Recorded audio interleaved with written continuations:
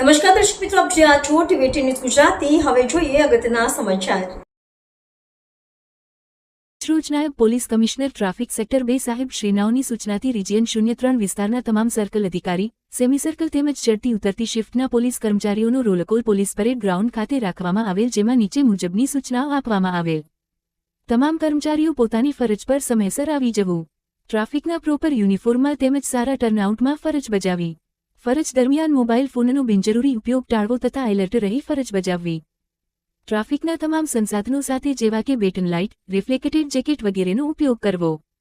વાહનચાલકોને વાહનો સ્ટોપ લાઇનની પાછળ ઊભા રખાવવા તેમજ વાહનચાલકો સિગ્નલ ભંગ ન કરે તે બાબતની તકેદારી રાખવી. વાહનચાલકોને ફ્રી લેફ્ટ ટર્નનો ઉપયોગ કરાવવો. મેપમાં ઇન્ડિયા એપ્લિકેશનમાં વધુમાં વધુ માહિતી અપડેટ કરવી. પ્રિલિટિગેશન નોટિસની વધુમાં વધુ બજવણી કરવી વગેરે બાબતો સમજ કરવામાં આવેલ છે. SR ટંડલ, ACP traffic.